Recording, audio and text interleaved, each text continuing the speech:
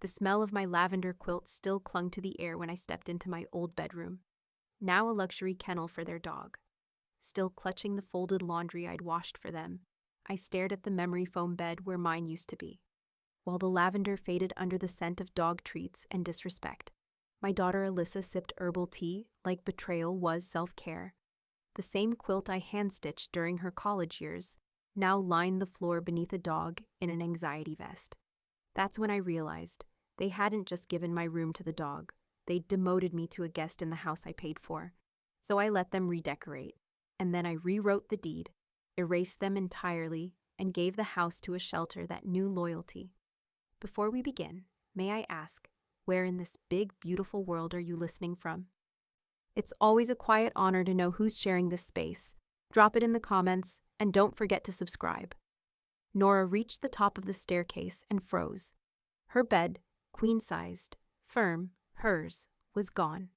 In its place sat a glossy cedar-framed dog bed topped with memory foam and a fleece blanket. Her dresser was half-angled in the hallway, one drawer hanging open, socks spilling out like innards. Kona patted over and yawned, tail swishing lazily. The dog was wearing one of those weighted anxiety vests, like he had endured some great trauma. His collar tag glinted under the recessed lights Nora had paid to have installed last winter. Alyssa appeared at the bedroom door, holding a tiny cup of herbal tea, barefoot on the rug Nora had hand-woven in 1984. "We thought Kona deserved his own space," Alyssa said, as if it were the most natural sentence in the world. "It's quieter for you in the shed anyway." Mark stood a few steps behind her, eyes darting between the floorboards and Nora's face. His hands were in his hoodie pockets. He said nothing, just gave a weak nod. The kind men give when they've already surrendered the argument days ago. Nora didn't speak. She only looked at the bare floor where her bed had been. She remembered buying it 15 years ago, after teaching 3 summer school sessions in a row. It was firm enough to keep her back aligned, but soft enough for dreams to land safely. She thought of all the nights she had fallen asleep with lesson plans still open beside her, the mattress cradling both her exhaustion and her purpose. She turned, walked past the dresser without touching it. One sock clung to her slipper. Outside, the wind tugged at the edge of dusk. Leaves crunched under her step as she crossed the backyard. The shed door creaked open with a tired groan, revealing the setup: a thin metal cot, a small lamp from her old classroom desk, a folded quilt she'd hand-stitched during Alyssa's college years, and cold, unmoving air. She set her travel bag down. She'd packed it lightly, as if she knew this was coming. Just her toiletries, 2 sweaters, and the hardbound journal she hadn't opened in years. No pictures, not yet. That night, she lay under her quilt and stared at the bare ceiling. No drywall, just beams and spiderwebs and the occasional scuttle of something small. Her breath came out in soft puffs. She thought about every single mortgage payment she had made, 30 years of bi-weekly checks, mailed with precision. She thought of the winter the water heater died, and she paid cash to fix it without blinking. She thought of Alyssa, 10 years old and sunburned, running through the backyard with a paper kite yelling, "Mom, look, it flies!" Nora had clipped that kite's string when she signed over space in her home, thinking maybe, just maybe, she could bring her daughter back to Earth. Her phone vibrated in the blanket's edge. Barbara's name lit up the screen. "You sleepin' yet?" came her voice, warm and bourbon-laced. "Hard to sleep when your bedroom's got a tail now," Nora replied. There was a beat of silence. Barbara's voice lowered. "You're in the shed now?"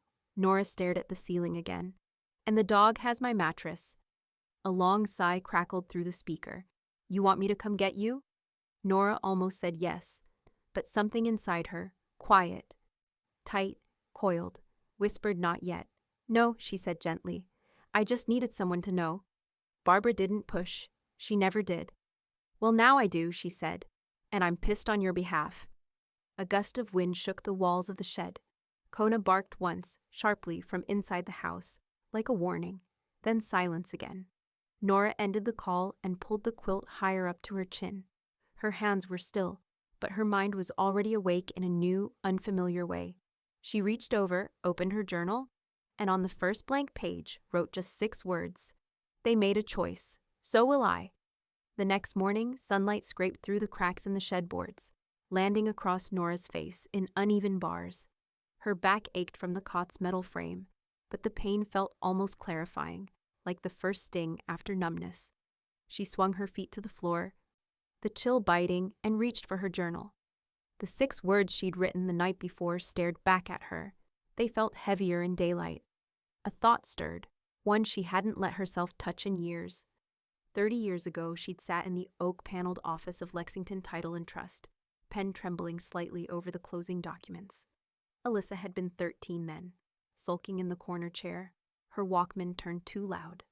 The realtor kept smiling, that soft, practiced smile people use with widows. "Mrs. Hayes," he'd said, sliding the last form toward her. "Once you sign here, the house is all yours. No more renting." The pen left a faint ridge in the paper where her hand hesitated. But she signed. It wasn't just a signature, it was a vow. A promise that she and her daughter would never again be pushed around by luck or pity. When she'd walked through that empty house the first night, it smelled of fresh plaster and rain. She'd set their twin mattresses side by side in the bare living room, and they'd eaten pizza straight from the box. Alyssa had giggled when a thunderclap rattled the window. "Feels like it's ours now," Nora had said. "Feels too big," Alyssa had answered. "Can we paint my room purple?" Nora had laughed, genuinely, the sound echoing off the walls. "Any color you want." That memory rose now, uninvited, as she rubbed her palms together to warm them. The shed's air was sharp with the scent of old wood and lawn fertilizer. Somewhere inside the house, Kona barked twice, and Alyssa's voice followed, bright, performative, filtered through the glass. By the time Nora stepped back into the kitchen, the coffee pot was already dripping, but the aroma didn't comfort her anymore. The tile under her slippers felt foreign, like a stranger's floor. Alyssa stood at the counter, phone in hand, typing quickly. Mark was reading news headlines on his tablet, the way he always did when things were uncomfortable. "Morning," Nora said softly. "Morning, Mom," Alyssa replied without looking up. "Hey, about last night, I meant to tell you, the shed's Wi-Fi extender should work fine if you need your email.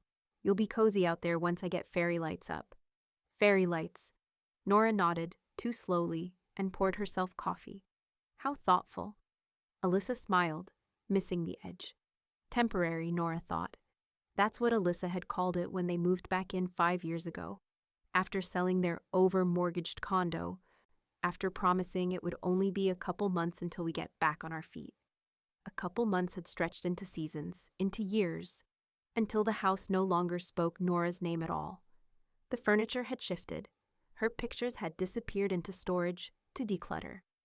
Even the thermostat password had changed. She watched her daughter now, her hair perfect, her tone airy, as she talked about content partnerships and brand photos. Nora realized that the temporary had become routine, and the routine had quietly rewritten ownership.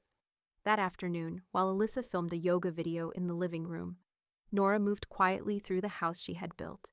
She photographed everything, the dresser still in the hall, her name scratched faintly on the breaker panel, the checkbook ledger on her desk noting every payment. She spoke each date aloud like prayer beads. March 5, 1994, August 12, 2001, December 9, 2018. The camera shutter clicked steadily. Then she crouched by the breaker panel, eased it open, and slipped a small USB drive into the narrow gap behind it. It contained copies of everything: bank records, property deeds, photos of the house as it was before it was redecorated.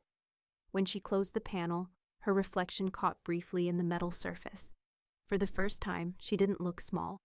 From the doorway, Kona barked again, low and steady, as if sensing something shifting beneath the calm. Nora turned, her voice even. "Quiet, boy. Some of us are just waking up." She switched off the kitchen light and walked back toward the shed, the air heavy with late afternoon heat and unspoken plans. Inside, she opened her journal to a new page and wrote one line beneath last night's vow. "A house remembers who paid for it."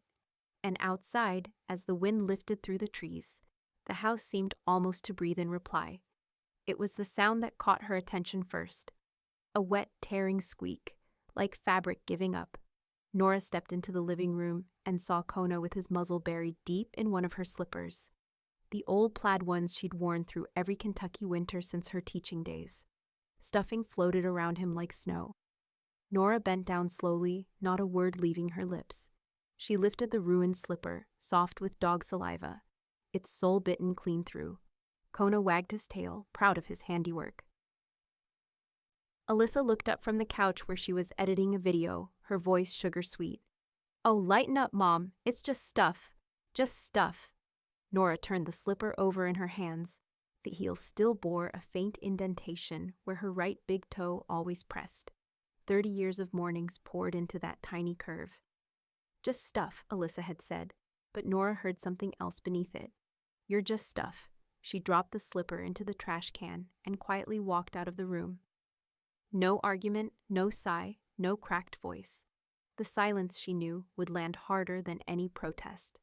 That afternoon, she sat in the shed with the journal open, pen hovering. Instead of writing, she reached for her phone and scrolled to Barbara's number. Barbara picked up on the first ring. "If this is about bourbon or revenge, I'm in. If it's about both, I'll bring snacks." Nora almost smiled. "Lunch will do."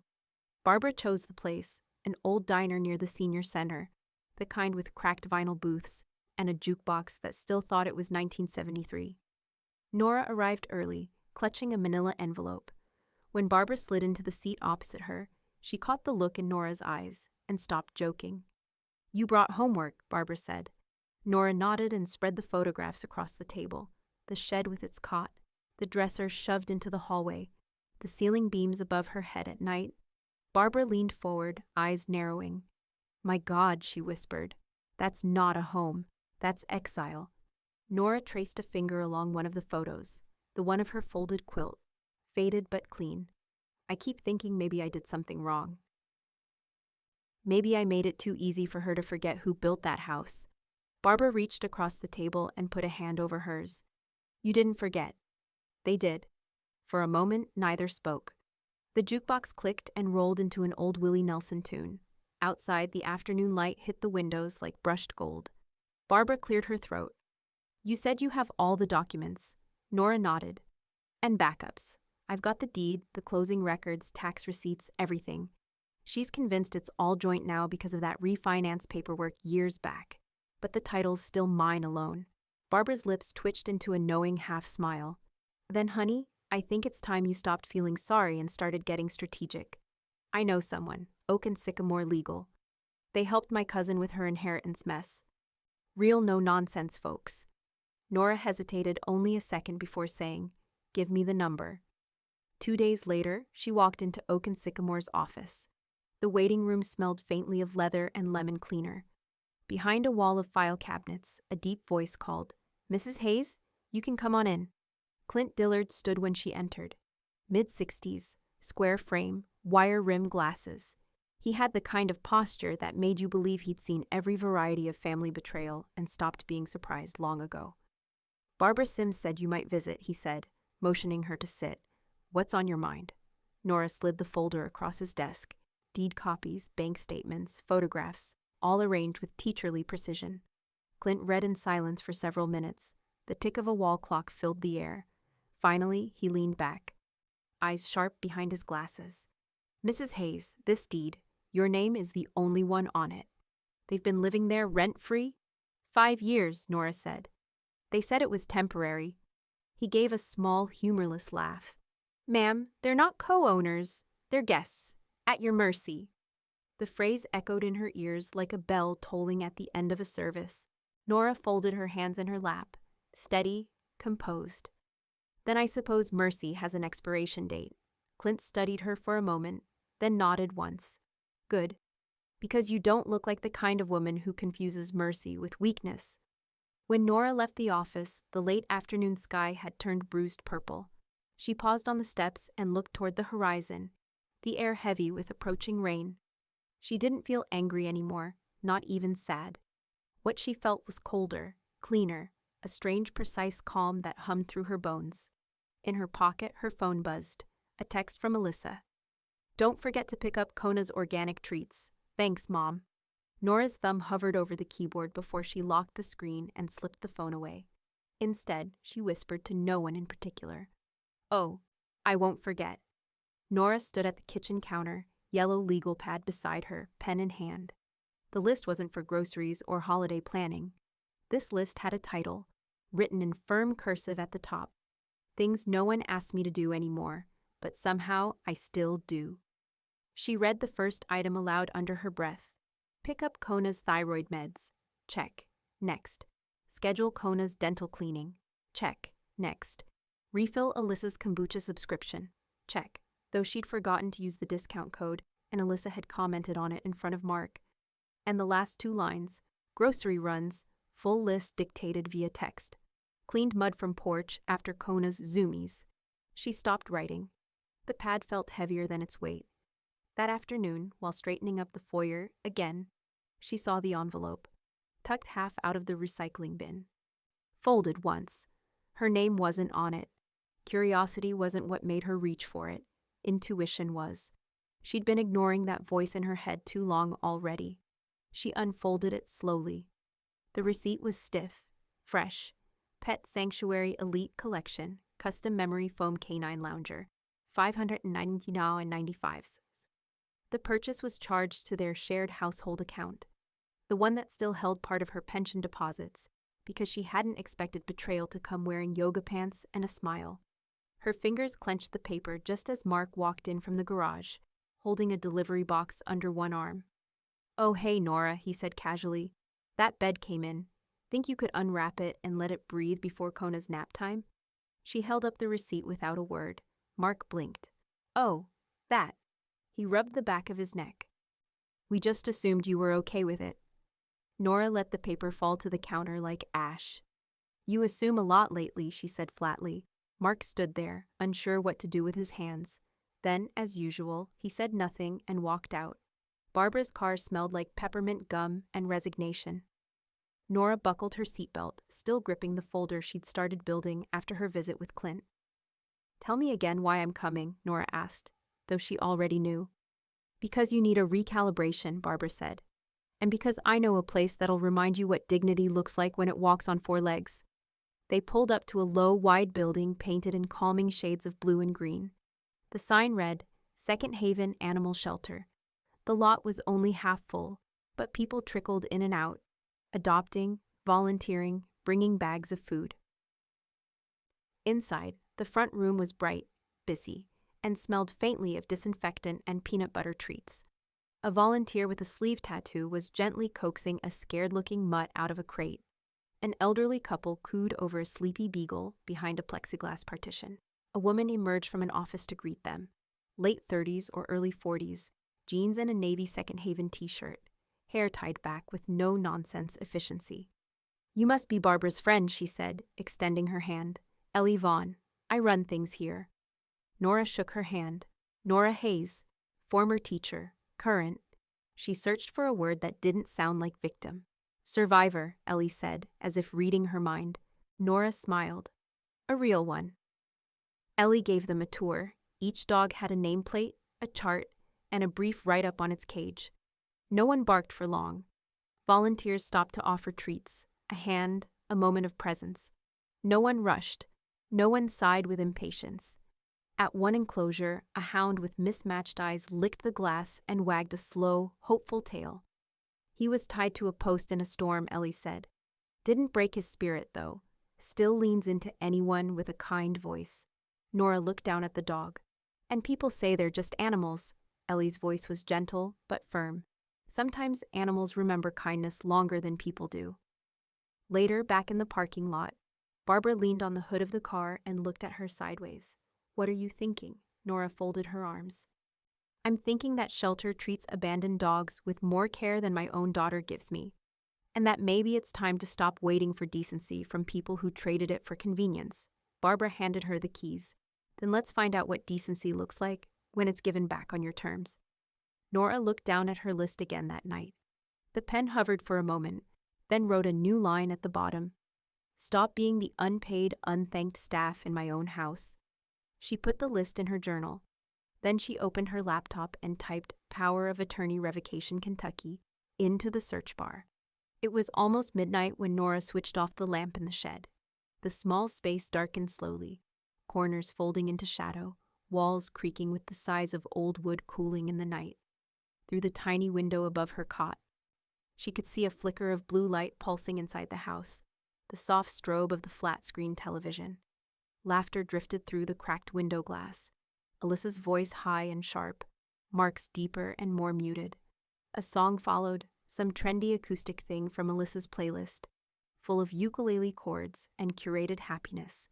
Nora pulled the quilt over her legs and waited for the ache in her chest to pass. It didn't. She reached down beneath the cot and pulled out a battered photo album wrapped in a dish towel. It still smelled faintly of lemons, her old kitchen cleaner. The album creaked open like a reluctant confession. Page after page bloomed with color. Alyssa in her kindergarten Halloween costume, an astronaut. Nora had sewn the patches herself and lined the helmet with foam so it wouldn't scratch her cheeks.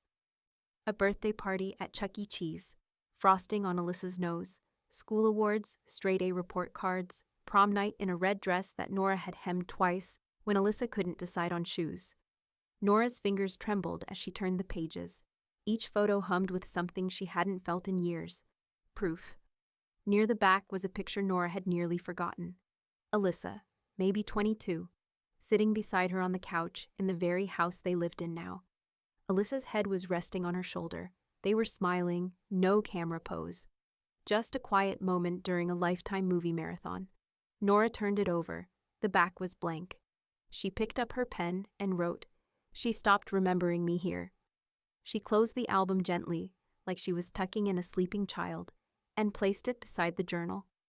Outside, Kona barked once, sharp and insistent. A pause, then nothing. Not even footsteps. No one came to see what he needed. Nora lay back down and stared at the rafters. The next morning, she dressed with purpose. Clean blouse, slacks that still fit. Hair brushed into place. She didn't bother with makeup. Let them see the lines, the sharpness of age earned. She caught a bus downtown and walked the few blocks to Oak and Sycamore. Clint was waiting when she arrived, reading something on a thick legal pad. He stood when she entered. "Mrs. Hayes," he said, voice even. "Everything's ready." She sat down across from him and folded her hands in her lap, as if she were back in a parent-teacher conference, waiting to explain something no one else had bothered to understand. He slid the folder toward her. Inside, the full estate packet. Her will, the property deed, the revocation of Alyssa's power of attorney, the updated beneficiaries, every line clean, every contingency covered. Nora's name was now the only one on the house and all related assets. The new inheritors, Second Haven Animal Shelter. Lexington Women's Transition Fund, no one else. "She's been removed as successor," Clint said gently. "You're under no legal obligation to inform her unless you choose to." "I don't," Nora said. "If she wants to learn something, she can do it the way I did. By reading." He nodded, then tapped the pen. "Just sign here, then initial there." Nora picked up the pen. Her hand didn't shake this time. One signature, one breath. Done. Clint gathered the documents and slid them into a fireproof envelope. "You've just taken your power back, Mrs. Hayes." "No," she said, standing. "I never gave it away. I just loaned it to the wrong people." Outside, the wind had turned. The courthouse flag snapped sharply in the breeze. She walked slowly toward the bus stop, each step lighter than the last. For the first time in years, no one was waiting for her to come home and refill the fridge or fold laundry. For the first time in years, she didn't care. That night, back in the shed, the house lights glowed as they always did. But this time, Nora didn't look toward them. Instead, she picked up her pen and opened her journal to a fresh page. Then she began writing a letter titled, "Instructions for After I'm Gone." It happened in the kitchen, mid-afternoon, the light slanting through the blinds and catching the dust motes like small, accusing stars. Alyssa stood with a glass of green juice, the phone balanced on her hip. Kona had nosed around the table and dislodged a scrap of chicken. He nosed it, ate it, then gave Nora a look as if the snack was his due. Alyssa's face pinched. "You can't keep feeding him table scraps, Mom. He gets diarrhea, then I have to clean up. You know that's not sanitary." Her words were clipped, performative, meant less to correct than to create spectacle. Nora's hands were wrapped around the mug she'd warmed 3 times that day. She looked down at the steam, then up at her daughter. She opened her mouth and closed it again. She had evidence. She had receipts and appointment logs. A tidy, unblemished record proving she followed Kona's vet plan and never sneak-fed him human food. The truth sat like a quiet stone under her tongue. Mark hovered in the doorway, eyes sliding away. As always, he offered no intervention, only the practiced neutrality of someone who hopes discomfort will expire if not looked at directly. After Alyssa left the room with an exaggerated sigh, Nora walked to the sink. The mug clattering slightly in her hands, she did not answer. But when she shut the cupboard, her shoulders took on a small, deliberate steadiness. That evening, she called Clint. "Record everything," he advised, without theatricality. "People will paint whatever picture benefits them. Video is harder to reframe. Keep the recording somewhere safe. Copies in 2 places. If this gets messy, you'll want undeniable evidence." Nora nodded as if to a school principal giving sensible homework. She went online, ordered a tiny camera the size of a coin, a motion-activated thing with night vision and a battery that promised a week of life. She had owned different gadgets in her classroom, a projector, lab timers, but this felt like an instrument of proof rather than pedagogy. It arrived 3 days later in unmarked packaging. She set it on the small shelf in the shed, angled to catch the doorway and the kitchen window through which the living room glowed. The first playback made her throat tight. Clips captured the soft domesticity of their lives. Alyssa opening mail, Mark scrolling headlines, then the knife-edge comments she'd felt but couldn't quote. Alyssa's laughter carried a thinness that rewrote affection into an audience. "You're so dramatic, Mom," she said in one clip, and the camera recorded the way Mark's eyes dropped. Other clips were smaller but stinging. Offhand remarks about Nora's old clothes, a dismissive, "Is that bleach?" when she washed a quilt, a suggestion she sleeps somewhere quieter, whispered with the casual cruelty of someone who did not intend to be challenged. Nora watched them in the shed, the laptop perched on her knees, and cataloged each injury with the clinical calm of a teacher grading papers. She burned copies to the USB tucked behind the breaker panel and uploaded a second encrypted set to an online account Clint suggested. The clicks and progress bars made her feel as if stitches were being sewn, slow, exact, binding things back together. A week later, she brought a few of the clips to Second Haven. Ellie watched without interruption, her jaw tightening, fingers interlaced. When the last scene faded, the one where Alyssa told Mark, offhand, that Nora needed to find something to do during the day, Ellie stood and moved around the desk. She hugged Nora the way people hug through glass, close and honest. "You don't belong in a cage," Ellie said into her shoulder. "Not in any shed." Nora let herself be held until Barbara's voice hummed over her phone. "How's my favorite reclamation project?" And then she pulled away with a small, careful smile. Back at home that night, she began the work she'd promised herself. Packing. Not the boxes of things that could be replaced, but the small lives in the drawers, her mother's recipe. Cards, the yellowed program from her first school play. The class photo where she'd been the one who'd worn pride like a coat. She wrapped each object in tissue, writing the date and a line of memory on the outer box. When she reached for the old music box, brass with a chipped ballerina, her fingers hesitated. She held it to her chest, listening to some long-forgotten lullaby that only she remembered the tune to. Then she placed it gently in the last box and sealed it. After the storage unit hummed shut and the key clicked in her palm, Nora stood under the dim lot light and breathed in deeply. For the first time in a long while, she felt the small thrill of someone who'd hidden something important and then taken the map back. Her phone buzzed, an alert from the camera she'd installed earlier. A new clip had uploaded automatically. She watched the thumbnail and felt her pulse drag tight. The image showed Alyssa, closer to the living room window, speaking in a low voice. Nora expanded the clip. The words she heard next were small and casual, and they cut through whatever calm she'd assembled.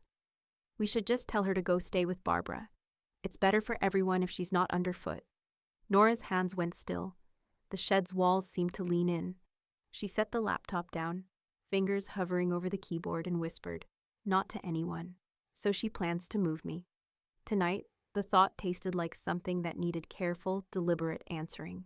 It started over dinner. organic lentil stew that Nora had prepared, not because anyone asked, but because old habits died last. The bowls steamed on the table, untouched. Kona sat upright at the edge of the rug, ears perked. Alyssa scrolled on her phone between bites. Mark's eyes never left his screen. Nora waited until the silence had thickened just enough. She placed her spoon down gently, folded her napkin, and said, "I saw the camera footage." Alyssa looked up, brows tightening. "What camera footage?" Nora held her daughter's gaze. "The one that caught you saying I should move in with Barbara because I'm underfoot." A beat passed. Then Alyssa snorted softly, like it was a joke she didn't remember telling.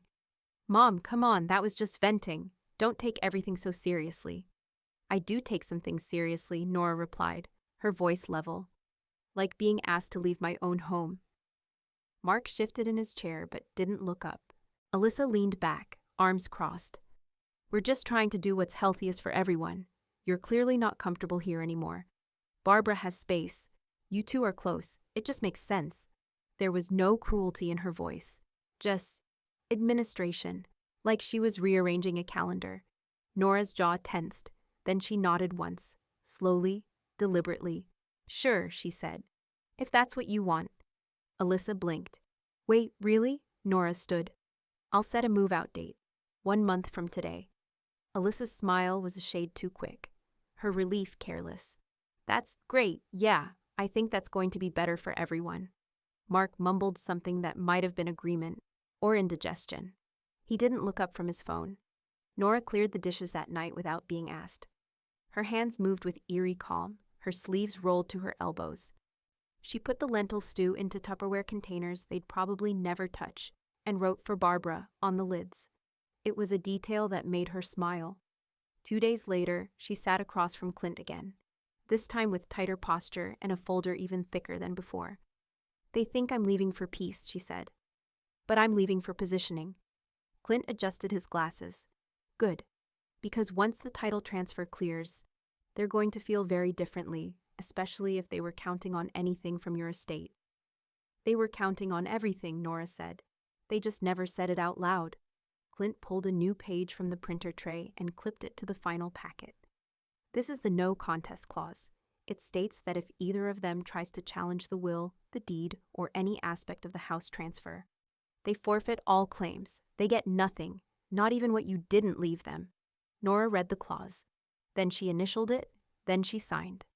1 week later, with the move-out date circled in red on the calendar, Alyssa and Mark packed for a weekend digital detox retreat in Asheville. Nora waved them off from the porch, her hand steady, her smile polite. She waited exactly 12 minutes after the car left the driveway. Then she got to work. The locksmith was already waiting in his van, friendly, discreet, and paid in cash. He changed the front and back door locks in under 40 minutes. Nora handed him a thermos of coffee and a paper bag of cookies for the road. Next, she carried a slim cardboard box from the shed to the kitchen. Inside, new locks for the interior doors, and an envelope containing a flash drive labeled insurance.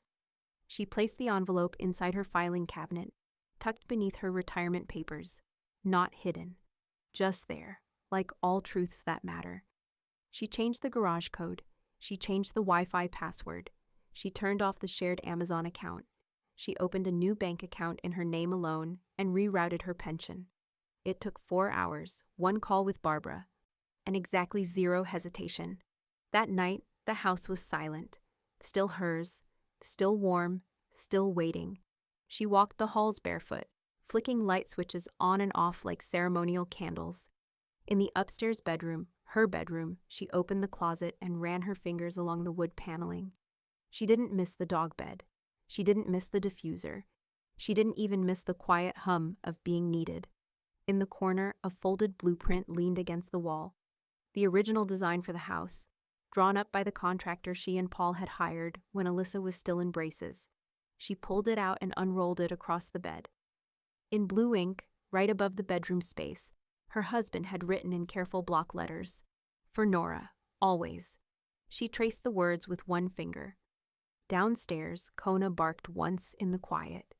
She didn't flinch. Instead, she smiled and whispered, "Not your room anymore either."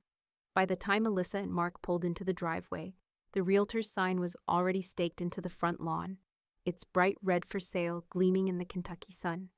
Alyssa's SUV screeched to a halt. She was out of the car before the engine even cut off. "Mom," she shouted, voice cracking across the yard. "What the hell is this?" Nora was on the porch, pruning the geraniums that had survived every season since Paul's death. Her shears clicked once before she looked up. "It's my exit strategy," she said. Alyssa's heels dug into the grass as she stormed forward. "You're selling the house? You can't just, this is our home." "Correction," Nora said, setting the shears down. "It's my house. You were guests." Mark came up behind his wife, trying for diplomacy and failing. "Let's just take a breath here, okay? Maybe we can—" "No, Mark," Alyssa cut in, her voice shrill with disbelief. "She's lost it. Mom, you can't sell something that's half ours." Behind them, a sedan rolled to a stop by the curb. Out stepped Clint Dillard, calm as a judge, briefcase in hand. His presence landed like a gavel on the scene. "She can," he said evenly, walking up the driveway. And she did. Alyssa spun around. "Who are you?" "Clint Dillard, Mrs. Hayes' attorney." He adjusted his glasses and met Nora's eyes with a faint nod. "Your mother is within full legal rights. Title's in her name, always has been. She has power of attorney, and she signed a listing contract this morning." Alyssa blinked, uncomprehending. "A listing contract." "For the sale," Clint said. "Cash buyer already made an offer. Closing is in 6 days." Mark paled. 6 days? You can't just— Where are we supposed to go?" "That's not my decision to make," Nora said softly. "You said it was better for everyone if I moved out. I'm just following the plan." Alyssa's voice cracked into something sharper. "You're insane. You can't just evict your own family." Nora stepped closer until they were nearly face to face. "I didn't evict you," she said quietly. "You removed yourself when you forgot who built these walls.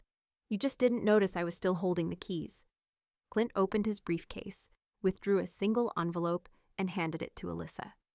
"In case you're thinking of contesting anything," he said, "this outlines a no-contest clause in Mrs. Hayes' will and deed transfer. Any attempt to interfere nullifies your claim to all assets, past, present, or future." Alyssa snatched it from his hand. "You think you can scare me with paperwork?" "I don't have to," Clint said, tucking his pen back into his pocket. "The law already does." For a moment, the only sound was Kona barking inside, the dog's nails skittering on hardwood like an echo of panic. Nora turned toward the house. "I'll give you 2 weeks to gather your things," she said. "After that, the new owner will take possession." Alyssa stared, her mouth trembling. "Who would even want this place?" Nora smiled faintly. "Someone who knows what a home is worth." 3 days later, the buyer's offer cleared. All cash, full price, no contingencies. The realtor called it a miracle. Nora called it timing.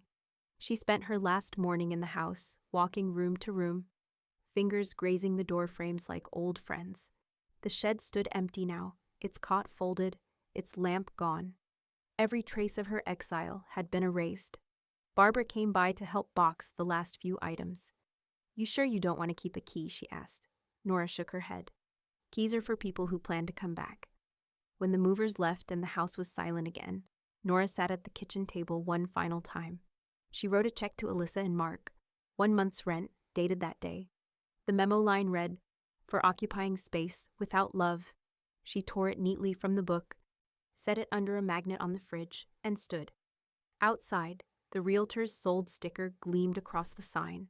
Nora stepped off the porch, the wind curling through her gray hair, and whispered to the house, "Goodbye, old friend. You're free now, too." Behind her, the front door swung open, Alyssa's voice rising into the afternoon. "Mom, what did you do?" Nora didn't turn. She just kept walking toward Barbara's car, the engine idling, the road waiting. The check cleared in 3 days. Nora watched the confirmation email roll in from her laptop. Simple text, black and white, no fanfare. But the numbers meant something deep and permanent. Her home had become her final statement. And now it was time to decide where the echo would land. She called Clint first. "Split the proceeds," she said. 60% to Second Haven Animal Shelter. 40 to the Lexington Women's Transition Fund. No family allocations? He asked. Nora hesitated, then said it aloud with complete calm. None.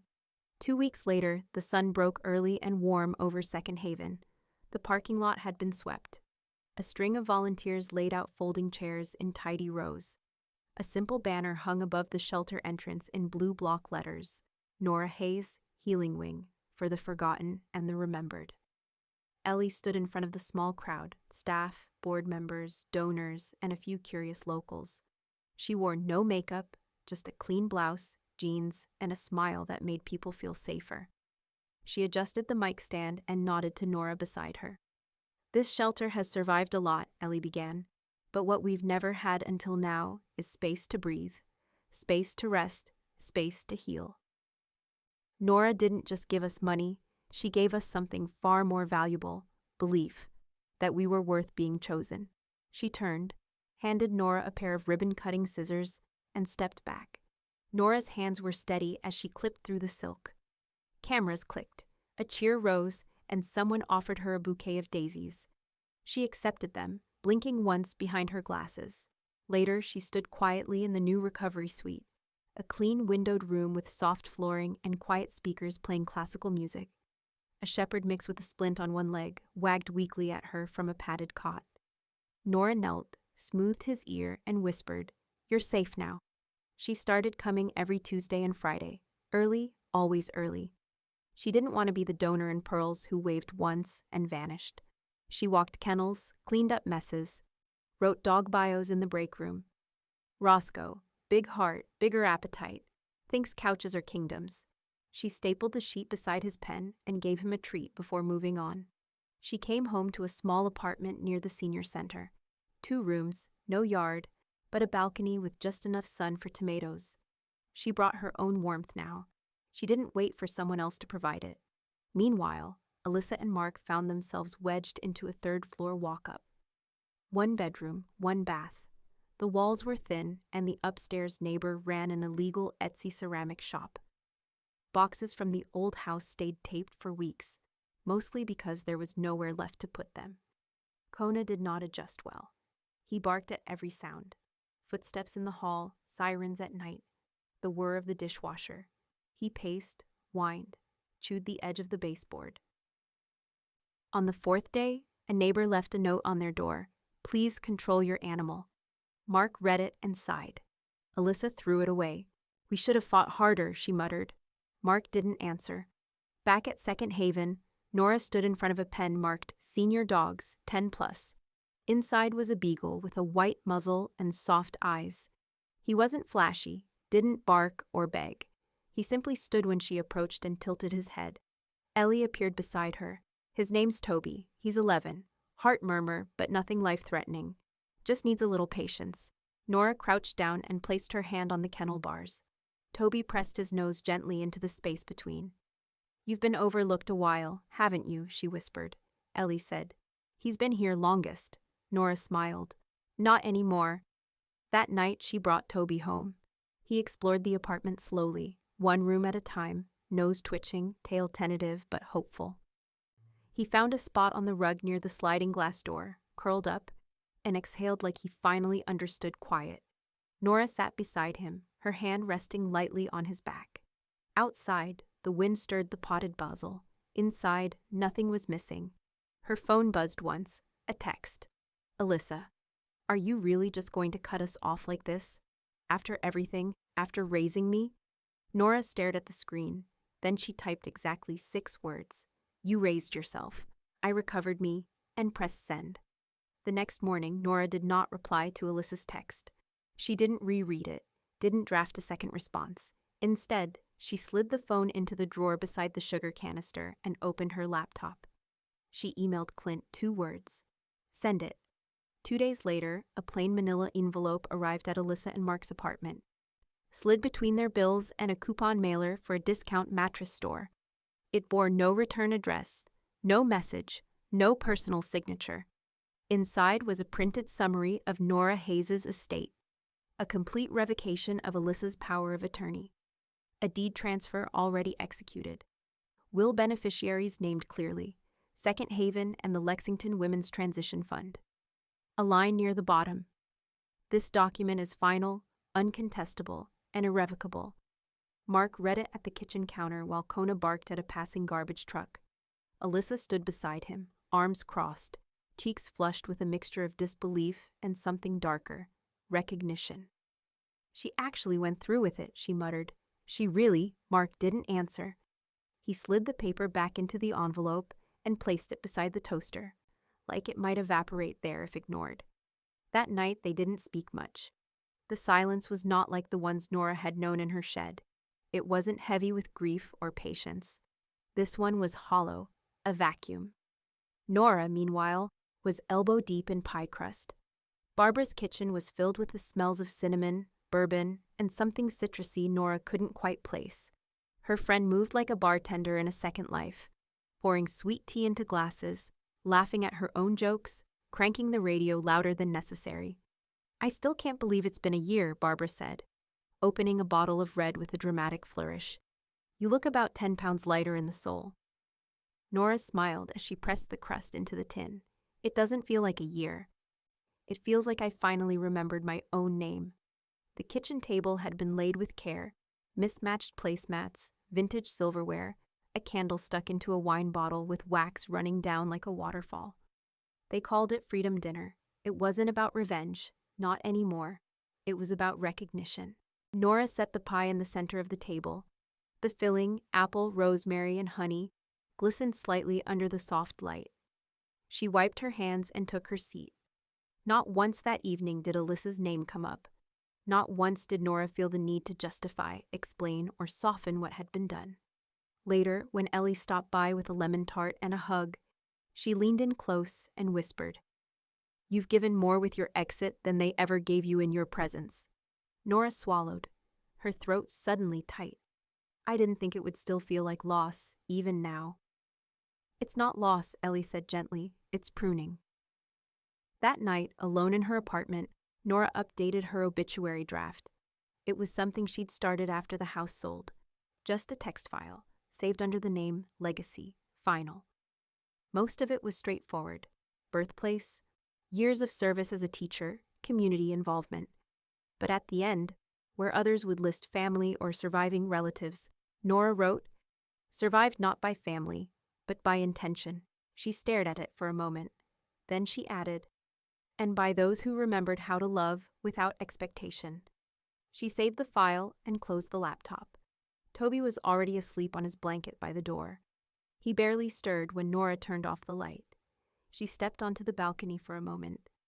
The air was warm, heavy with the scent of cut grass and summer's promise. Somewhere in the distance, fireworks popped. Early celebration for a holiday still a week away. She thought of all the names that had once defined her: mother, wife, teacher, landlord. They'd faded like old chalk, scrubbed clean. Now she was just Nora, and that was enough. Toby never asked for anything. Not affection, not food, not space.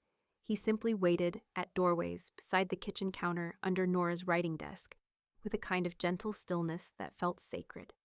Each morning they walked together just after dawn, before the city shook itself fully awake.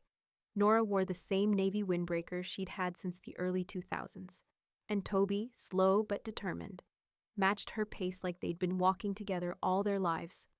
Past the community garden, across the damp grass of Constitution Park, down the quiet back street where the coffee shop owner now waved at her like an old friend. Some mornings, Nora talked softly to him. She told him about her lesson plans from years ago, or her mother's blackberry cobbler recipe, or the time Alyssa broke her arm climbing the neighbor's tree because she insisted she could teach herself flight. Toby never responded, but he always listened. Some animals don't need words to stay close. In the afternoons, they napped in the sun like old soldiers who'd seen enough. Toby curled up by the balcony door, always angled to keep her in view. Nora stretched out on the couch, one hand dangling toward him, fingertips brushing his back. By the second month, volunteers at Second Haven started calling her the Dog Whisperer. It began as a joke after Nora coaxed a nervous Labrador out from under a crate without saying a word. But the nickname stuck, on whiteboards, on morning rosters, even printed on a paper coffee sleeve. Someone slipped her one day at the shelter. You just have something about you, one of the teens said with a shrug. Like they know you've been through it too. Nora smiled, tucked the comment into her chest like a keepsake. It was Ellie who suggested the video. We're doing a short series, Adopt Older, she said one day over coffee. People love puppies, but the seniors? They get left behind. And you're kind of our walking miracle story. Nora grimaced. I don't do cameras. You do stories, Ellie countered. And people still need yours. They shot the video in one take. Nora sat on a bench outside the shelter, Toby tucked under her arm like a soft, warm satchel. The wind moved through her silver hair, but her voice stayed steady. She talked about what it meant to be overlooked, about the long quiet of waiting for kindness to find you again. She spoke about Toby's loyalty, his gentleness, his small victories, learning to play with a squeaky toy again, sleeping through a storm for the first time. Old dogs still learn new things, she said at the end, especially love. She didn't expect much, but the shelter's Instagram account posted it the next day, and by the end of the week, it had been shared almost 10,000 times. Comments poured in from as far as Oregon and Vermont. This made me cry. My dad just adopted a senior shepherd because of this. Bless this woman. And that dog. Donations spiked. Adoptions doubled. A week later, Ellie called her in with a crooked smile and handed her a letter. What's this? Nora asked. Board appointment, Ellie said. Unanimous vote. Welcome to the governing team, Ms. Dog Whisperer.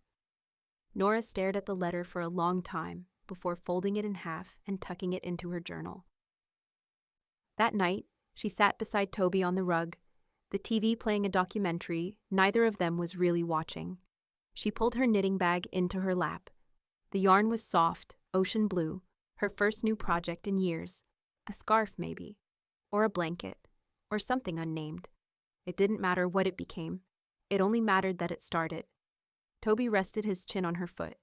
Her phone buzzed once. An email this time, from a local news producer requesting a feature segment on the widow who rebuilt her life with a beagle. Nora tilted her head, amused. She clicked save for later and closed the lid of the laptop. The first line took her an hour, not because she didn't know what to say, but because she wanted to make sure it came from the right place. Not bitterness, not blame, but reclamation. She finally wrote, "This isn't a story about what was taken. It's a story about what I decided to keep." From there, the words began to move on their own. Every morning after breakfast, Nora would sit at her desk with a mug of tea, Toby curled at her feet and type, sometimes for 20 minutes, sometimes for hours. The sound of the keys filled the apartment like soft rain. She wrote about her classroom in the 80s, the smell of chalk dust and the hum of old projectors. She wrote about the first home she bought, the one she turned into a refuge, and how easily that refuge became a cage when kindness ran out. But more importantly, she wrote about the day she learned to stop asking to be remembered. She titled the manuscript The House That Barked Back, not as revenge, as truth. It took 3 months to finish. She didn't edit much, just trimmed repetition, adjusted pacing, made sure it sounded like her. When she was done, she read it out loud from start to finish, the way she used to read novels to her students. Toby listened, head on his paws, eyes half closed.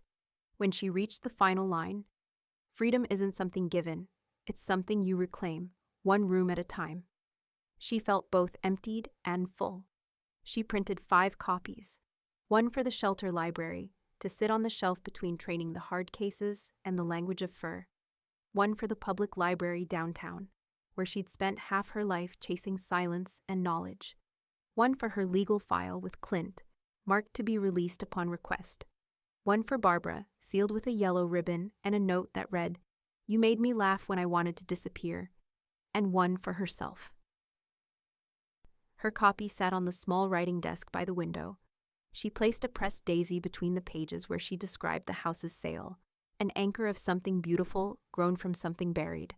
One afternoon, while sorting through an old cedar box, Nora found a stack of Alyssa's childhood drawings, crayon portraits of the two of them holding hands, hearts floating above stick figure smiles. The paper was brittle, corners curled. She sat on the couch and studied them for a long time. Her first instinct was to send them, to show Alyssa that she remembered, that she hadn't erased her. But the longer she stared, the more she realized those drawings weren't Alyssa's to rediscover. They were hers to keep. So she slid them into a manila envelope, sealed it, and wrote on the front in her tidy script, "For the daughter I once had." Then she tucked it into the bottom drawer of her dresser, beside her wedding photo and a single teaching award. Memory, not message. Her body began to slow with the season. The chill in her joints lingered longer each morning, the walks shorter, her breaths shallower. Toby noticed before anyone else. He followed her everywhere, bathroom, balcony, kitchen, tail wagging gently as if the motion itself could keep her tethered to the present. "Don't worry," she'd whisper, scratching behind his ear. "I'm not leaving yet." On the days she had more strength, she still volunteered, cleaning kennels, folding towels, taking phone calls from nervous first-time adopters. Ellie started insisting she sit during meetings. Nora pretended to grumble, but secretly, she enjoyed being fussed over again. One gray morning, Clint arrived at her apartment with a leather folder. He didn't knock loudly, just enough to announce presence without urgency. "Legacy letter," he said, setting it on the table. "All finalized. It'll go to your named recipients when the time comes.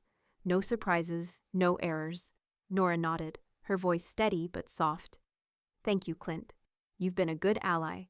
He hesitated, then added, "You've been a good example."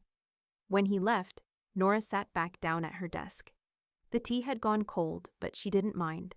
The folder sat beside her diary, quiet and unassuming, yet humming with meaning.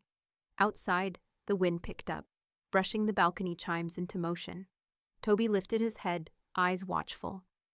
Nora opened her journal one last time and wrote, "If they ever come looking for me, tell them I was busy living."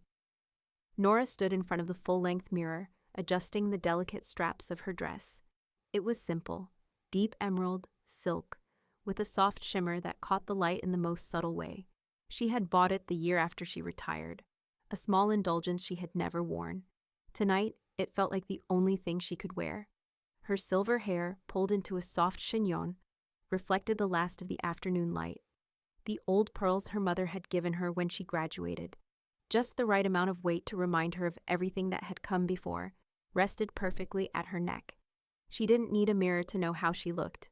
The mirror wasn't for vanity, it was for remembering. Tonight, she would be seen.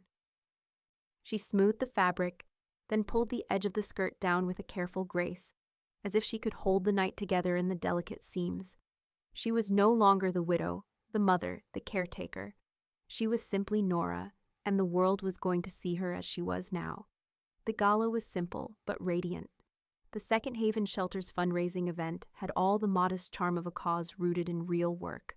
No crystal chandeliers or extravagant ballroom dresses, but the tables were arranged with care, photos of rescued dogs, tiny frames beside each dish of food, a small tribute to the lives saved and loved. In the far corner, a video loop ran, happy dogs playing in yards, curling up with their new owners. Nora watched from the back of the room as Ellie moved between groups, shaking hands, laughing, always drawing people in with her warmth. She looked at Nora briefly and smiled, then continued her graceful dance through the crowd. Barbara found her first. She made her way through the crowd, glass of bourbon in hand, face lighting up when she saw Nora standing there, calm and poised. She gave a soft wink, like the two of them shared a secret. "Look at you," Barbara whispered, her tone thick with affection. "You could have stayed in the shadows, but you chose to stand here." Nora smiled softly, her voice quiet but sure. "Some shadows are too heavy to stay in." Barbara clinked her glass against Nora's and moved off to find another table, leaving Nora to breathe in the moment, the quiet weight of being truly seen, but no longer waiting to be seen. Ellie was announced with warmth by the event host, and the crowd gathered toward the stage. Nora took her seat in the front row. There was a hush, a collective holding of breath, as Ellie took the mic. "Ladies and gentlemen," Ellie began, her voice clear, commanding attention. "We stand here tonight because of you, but also because of one incredible woman who, through her generosity and her belief in the work we do, gave us more than just money. She gave us purpose. She gave us worth. She gave us a future." The audience burst into applause as Ellie's eyes sought Nora in the crowd, their eyes locking. Ellie's smile deepened. Nora stood, Slowly, gracefully, she walked to the stage, not as someone seeking praise, but as someone who had found a home where she belonged. Among people who truly understood the depth of a life well lived, not for accolades, but for quiet action. She stepped up to the mic, the room quieting again. "I gave a house away," Nora said, her voice steady and clear. "But I kept my soul." The room fell silent for a beat, and then the applause came, slow at first, then building. Tears welled in some of the faces around her. Some smiled softly, recognizing that what they had just heard wasn't just a statement. It was a reckoning. Nora smiled gently, her eyes never leaving the crowd. She felt their warmth, their recognition, but it didn't feel like pressure. It felt like peace. It was a validation that came not from words, but from the stillness that existed between them. The applause continued, and Nora looked down at Barbara in the front row. Barbara winked again, that same mischievous gleam in her eye. Nora turned back to the audience and nodded slightly, acknowledging them, accepting the weight of the night, but without needing to carry it any longer. The truth was, she had carried it for long enough. As the evening wore on, Nora found herself at a table near the back, quietly observing the crowd. The noise of the gala, the chatter, the clinking of glasses, the soft buzz of people finding their place, felt like music. For the first time in a long while, Nora didn't need to speak. The soft sound of Toby's breathing on the balcony of her apartment, the warmth of his body by her side, was a quiet reminder of everything she had won, everything that had been reclaimed. And tonight, she had reclaimed her place among the living. The work at Second Haven had not slowed for Nora. It couldn't. She had given more than money. She had given a piece of herself. The shelter was no longer just a space for animals. It was a monument to kindness, built brick by brick, and every corner she walked felt like home. When her bequest was completed, they built the 12 new kennels, the play yard, and the 2 recovery rooms. But more than that, they built something that stretched beyond wire and wood. A future for the forgotten. The first time she walked into the new wing, the air felt lighter, more open. The cages no longer felt like barriers, but doorways. Every corner hummed with life, and every inch she had helped create held the quiet promise of new beginnings. Former volunteers, some from years ago, some who'd just come to the shelter in the past few months, began writing her letters. Handwritten notes, many folded and crinkled like they'd been carried for miles, full of gratitude. They thanked her for her kindness, her vision, her legacy. They thanked her for making room for them too. "I never thought I could make a difference," one letter read. "But you showed me that even small actions, when they come from the heart, build a world worth fighting for." The words, simple and direct, stayed with her. They were the kind of letters that felt like the soft padding of a dog's paw on a hardwood floor. Subtle but sure. Toby lay on the rug beside her as she read each one, his quiet breathing a soft, steady rhythm that matched the pulse of the letters in her hands. Her own home, though smaller now, felt warmer.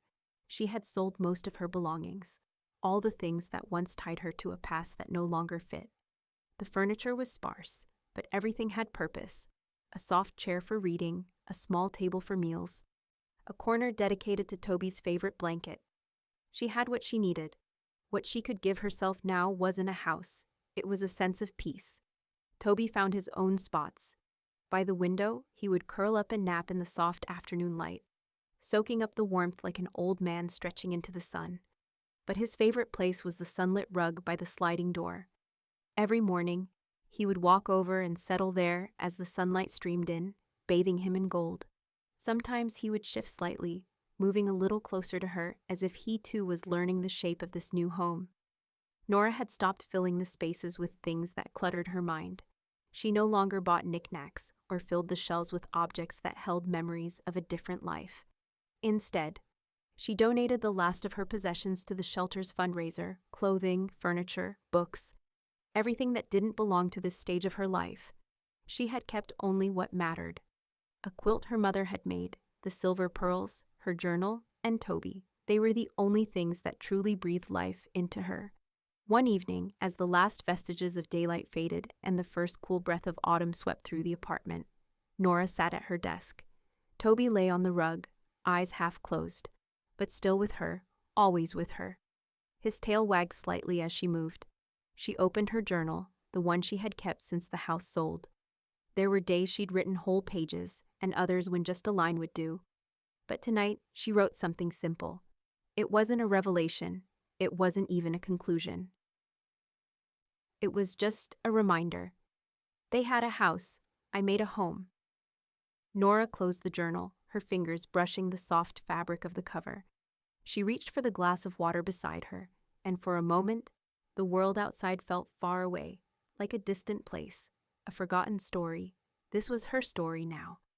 A knock on the door broke the quiet. Barbara stood in the doorway, her grin wide, her arms open.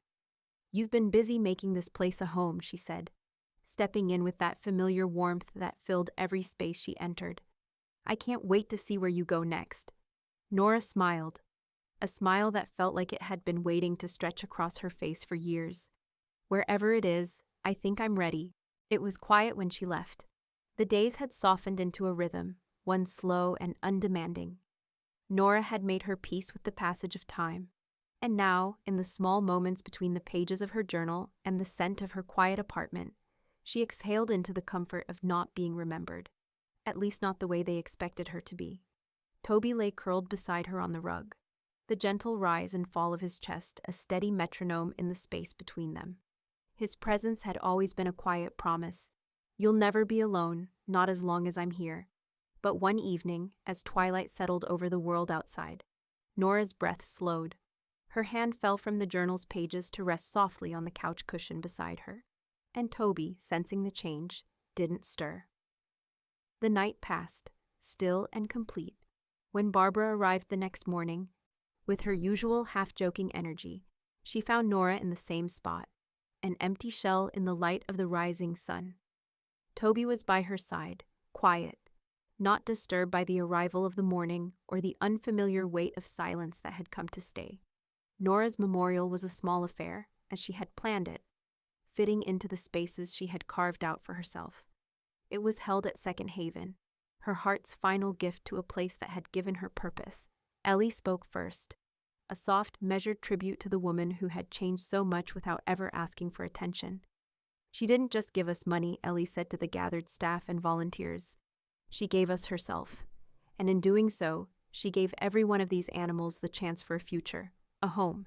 She left love behind, not permission."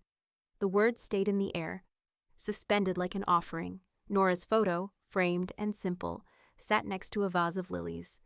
Her smile, timeless in its quiet strength, seemed to speak for her. Toby, though missing from the room, was somehow still present, his spirit woven into the memory of her last year, the way he had anchored her in this final chapter. Ellie touched the photo and then turned to the crowd, smiling through tears. "Nora didn't want a funeral," she added, "and she didn't want a celebration, but we will carry her legacy with us. For every dog we adopt, for every life we change, she will be with us." Alyssa and Mark found out by letter, just as Nora had left it. No funeral, no inheritance, a clean break. The letter, short and impersonal, explained that everything had been bequeathed as intended. The house, the funds, the legalities, they had no claim. Mark put the letter down first, his fingers trembling as he processed the finality of it.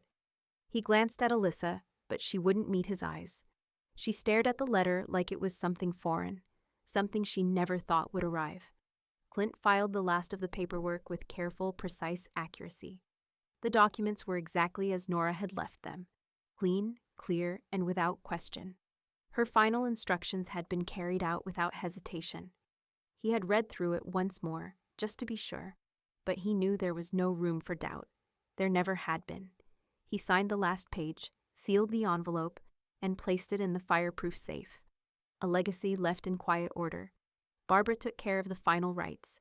She carried Nora's ashes in a simple ceramic urn, a shade of green that matched the grass near the dog run. She didn't cry as she scattered them, though a soft smile played at the corners of her lips.